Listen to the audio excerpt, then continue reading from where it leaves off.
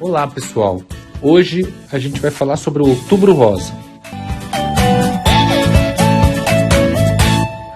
que é uma campanha que levanta a bandeira da conscientização do câncer de mama.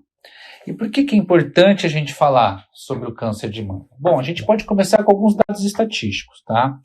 O câncer de mama, ele é o tipo de câncer mais comum entre as mulheres. Ele chega a representar 25% de todos os cânceres diagnosticados nesse público específico. Outro dado interessante é que só em 2021, em um ano, entre 66 e 67 mil mulheres receberam o diagnóstico de câncer de mama. Sem contar, pessoal, até os casos que não receberam o devido diagnóstico. Por isso que é importante a gente falar sobre o tema. Tá? A qualidade de vida, os hábitos saudáveis que a gente adquire ao longo da vida, por exemplo, são fatores importantíssimos para proteger a gente contra o câncer de mama e diversos outros tipos de câncer. Mas o que eu estou querendo dizer quando eu estou falando de bons hábitos de vida? Bom, praticar atividade física regularmente, e regularmente eu quero dizer no mínimo 150 minutos por semana.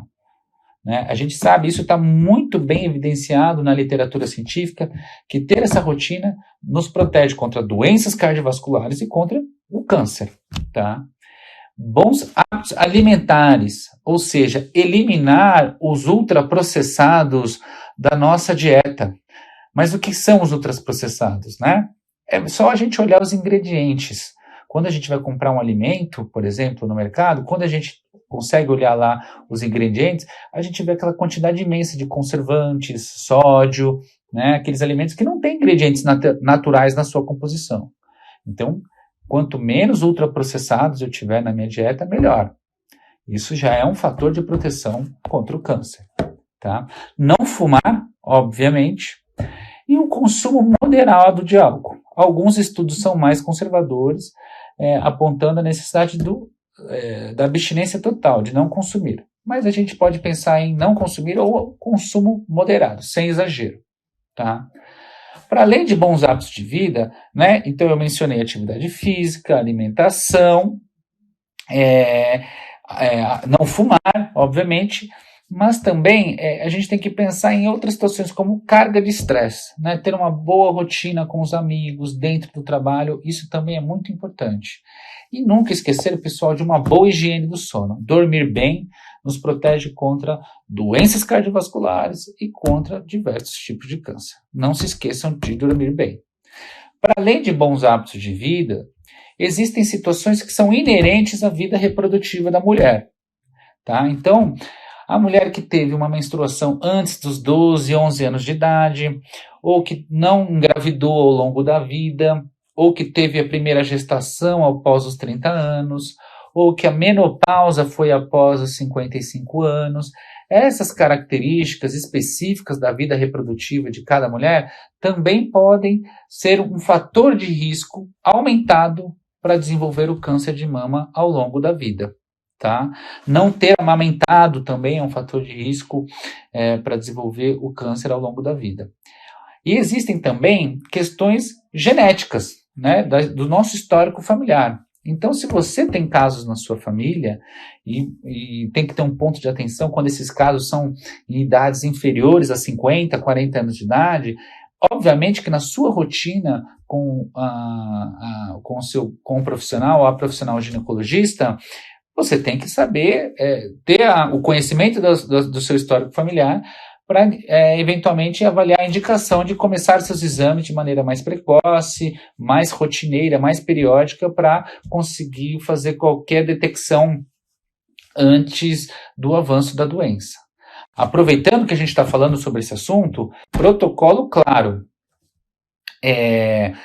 Mamografia é o único exame de rastreio que a gente tem para o câncer de mama. A ressonância magnética, a ultrassonografia da mama, são exames que podem nos auxiliar no diagnóstico, né, na capacidade de rastreio da doença. Mas a mamografia é imprescindível e fundamental.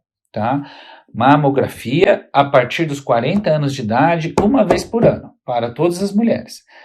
Porém, cada caso no consultório médico, na rotina ginecológica, é individualizado, tem que ser individualizado. Então, se você tem um histórico familiar de câncer antes dos 40 anos, a mamografia pode ser realizada antes dessa idade. E sempre se atentar a alguns sinais que o seu próprio corpo dá. Então, tá no banho, fazendo a lavagem ali dos seios, sente um nódulo doloroso, ou percebeu que dos mamilos teve algum tipo de descarga a gente chama, né, de água de carne, uma água meio transparente, sanguinolenta, né, percebeu que saiu algum líquido ali que não é o normal do mamilo. Tudo isso tem que ser devidamente relatado para o profissional especialista e investigado adequadamente. Tá? Então, a gente sempre fala do autoexame, da capacidade do autoexame. O autoexame ele auxilia, sim, em alguns casos, mas ele não é um exame de rastreio. Tá? Então, é muito importante que a gente não se satisfaça só com o autoexame. Apalpei minhas mamas, está tudo bem, então eu não preciso me preocupar. Não, de maneira alguma. Dependendo de alguns lugares que o câncer pode começar a se desenvolver, só a mamografia vai ser capaz de identificar. Tá? Então, não deixe de fazer esse exame tão importante. E sempre participe de campanhas de incentivo para esse tipo de exame, para garantir as informações necessárias, o acesso necessário para você conseguir realizar. É um exame desconfortável, né? A gente recebe diversos relatos sobre isso, mas ele é extremamente necessário. Aproveitando, pessoal, nós estamos falando da rotina ginecológica, também não esqueçam que junto com a mamografia, uma vez por ano, a partir dos 40 anos de idade, é fundamental também a realização do Papa Nicolau. O Papa Nicolau é o exame que a gente faz no colo do útero, quando a gente está lá fazendo o exame especular na nossa rotina ginecológica, tá bom? O Papa Nicolau, ele deve ser iniciado desde o início da vida sexual. Então, tá tendo relação sexual, tem que fazer o Papa Nicolau, tá bom? É sempre bom lembrar também que o Papa Nicolau visa a detecção precoce da infecção pelo vírus HPV, que é um vírus transmitido sexualmente, né, por contato sexual. É sempre bom lembrar que tem vacina, inclusive particular e no SUS, para prevenir a infecção, né, do HPV no colo do útero.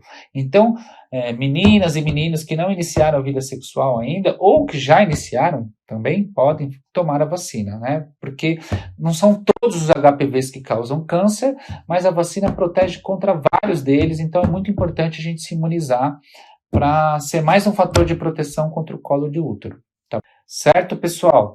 Então, para a gente resumir aqui, qual que é a principal mensagem? Quando a gente vai falar de câncer, né, a gente tem que falar de hábitos de vida que previnem, que diminuem o risco da gente desenvolver essa doença ao longo da vida e hábitos da nossa rotina do cuidado com a saúde, certo?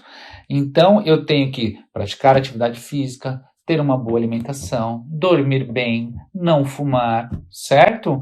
E, ao mesmo tempo, ter uma rotina de avaliação com o médico ou com a médica, para saber em que idade que eu estou, em que fase reprodutiva eu estou, como os antecedentes que eu tenho na minha família são importantes para a minha avaliação periódica, está na hora de fazer o exame, está na hora de colher o Papa Nicolau, tudo isso tem que ser avaliado. E a gente só consegue fazer isso indo no médico certinho, com as datas programadas, com a data de retorno correta. Espero ter colaborado aqui com informações, com dicas para a gente se cuidar ao longo da vida. E até uma próxima, pessoal. Um abraço.